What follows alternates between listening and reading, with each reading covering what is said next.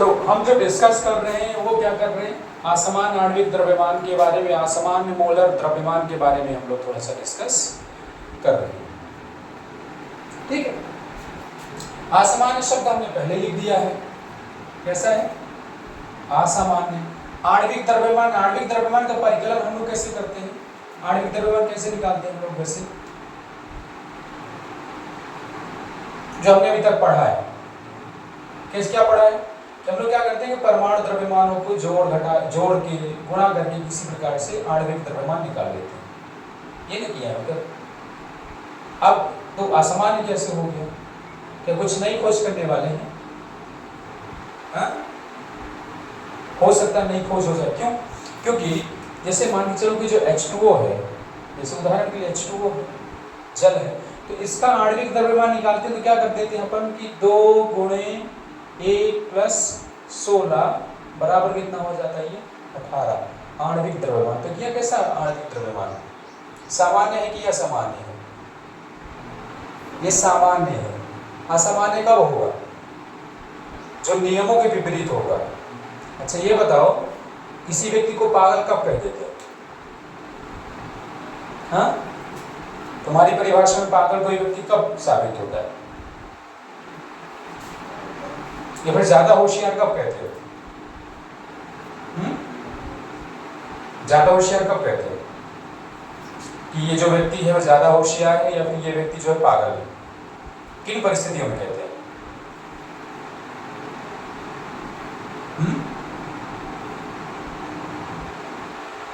भैया जब सामान्य नियम होते हैं, उदाहरण के तौर पर जब कोई आपसे पूछ ले, बात कर ले, उस परिस्थिति में आप उससे आपने बातें कर ली, यदि आप खुद में से बातें करते हुए चल रहे हैं, आपको घर परिवार है ना, अपने शरीर का मोह नहीं रह गया है, ठीक है, और इसके अलावा जब आप किसी से बात करते हैं तो आप सही तरीके से बात नहीं करते जिस तरीके से होनी चाहिए, है ना, परिभाषिक रूप से आप बात नहीं करते हैं, तो आपको पागल साबित कर दिया जाता है, आपको कह दिया जाता है कि आप पागल हैं, है ना, आप दुनिया के रीति रिवाजों से अलग होकर चल रहे हैं, आपके विषय में इतनी बात कह दी जाती है ना। ज्यादा होशियार कब रहता है? औसतन जब एक व्यक्ति क्या करता है, किन्हीं बातों को समझने में जो समय लेता है उससे कहीं कम समय अगर वही व्यक्ति ले रहा है किसी बात को डिकोड करने के लिए, है ना, कोई योजना बनाने के लिए, है ना, कोई प्लानिंग करने के लिए, तो उसको हम लोग क्या कह देते हैं, होशियार व्यक्ति। वो कैसा व्यक्ति होता है, वो असामान्य होता है। कैसा होता है वो? असामान्य। असामान्य में दोनों कंडीशन आ जाती है, ज्यादा होशियार भी आ जाती है और पागल होना भी। दोनों व्यक्ति कैसे हैं? असामान्य। और जो औसतन समय लेता होगा बातों को समझने में, औसत तरीके से रहता होगा, उसको क्या कहते हैं? सामान्य व्यक्ति कहते हैं। ठीक है, वैसे ही यहाँ पे काम करना है, असामान्य। असामान्य आणविक द्रव्यमान का मतलब ये होता है कि हम जो आणविक द्रव्यमान परिकलित करते हैं या फिर जो हम लोग निकालते हैं, मेजर करते हैं, वो 2 तरीके से निकालते हैं। कितने तरीके से? एक पहला जो होता है तो वो हम लोग क्या करते हैं कि सैद्धांतिक रूप से निकालते हैं। सैद्धांतिक मतलब बोले तो जैसे अभी कुछ देर पहले बताया आपको कि जल का हमने जैसा निकाला। किसका? जल का निकाला। जल का कैसे निकाला कि 2 गुणे 1 प्लस 16 कर दिया, बराबर कितना आ गया, वो 18 आ गया। वो कैसा हमने निकाला? कैलकुलेशन के थ्रू। वाया क्या है वो? कैलकुलेशन के थ्रू। और दूसरा एक होता है ऑब्जर्वेशन के थ्रू। ऑब्जर्वेशन कब कर सकते हैं, कब करते हैं? प्रैक्टिकल रूम में, मतलब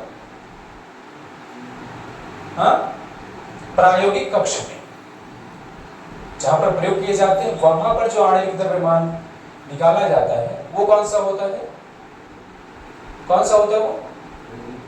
प्रायोगिक कक्ष में निकाला है, उसको क्या कहते हैं? वो उसको बोलते हैं क्या? प्रेक्षित मान। क्या बोलते हैं इसको?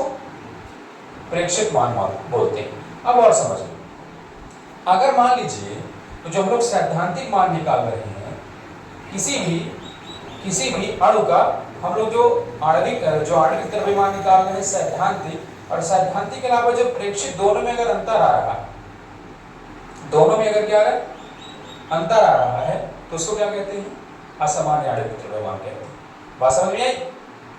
असामान्य कब है वो, एबनॉर्मल कब है, कि जब हम लोग क्या करें कि जो सामान्य नियमों से जो हमारे पास जो सामान्य नियम है सैद्धांतिक रूप से, अर्थात सैद्धांतिक रूप से बाय कैलकुलेशन जो है, कैलकुलेशन के थ्रू जो हम निकालते हैं आणविक द्रव्यमान, वो जब आणविक द्रव्यमान किसके इक्वल हो, जो प्रैक्टिकल लैब में निकाले, अर्थात प्रेक्षित मान के, जब दोनों इक्वल होते हैं तब उसको सामान्य कहते हैं। क्योंकि जब दोनों डिफरेंट होते हैं, दोनों में अलग, दोनों मान अलग अलग प्रकार के होते हैं, इसको क्या कहते हैं, असामान्य आणविक द्रव्यमान कहते हैं। अब उसके पीछे कारण समझना है कि ऐसा क्यों होता है, ऐसा क्यों होता है, ठीक है। अब मान के चलिए कि हमने क्या किया है कि हम दो ऑप्शन के रिगार्डिंग बात करेंगे, NaCl के बारे में बात करेंगे, और दूसरा हम लोग बात करेंगे एसिटिक एसिड के बारे में बात करेंगे कि इनमें क्या क्या होता है, इनमें क्या होता है। ये दोनों क्या है, विलेय हैं, एसिटिक एसिड भी क्या है, विलेय है, और ये आपके पास जो है NaCl सोडियम क्लोराइड, ये भी क्या है, विलेय पदार्थ है, ठीक है। NaCl का सैद्धांतिक रूप से क्या होता है, NaCl का शुरुआत में जब इसका हम निकालते हैं आणविक द्रव्यमान तो कितना होता है, इसका आणविक द्रव्यमान कितना होता है, क्या 23 प्लस 35.5 कितना होगा, 58.5 होता है, बिना घोलने के पहले, घोलने से पहले, इसको घोलने से पहले। लेकिन जब इसको घोला जाता है तो घोलने के बाद इसके साथ क्या सीन होता है, सीन ये होता है कि जो NaCl है Na प्लस और Cl माइनस में टूट जाता है।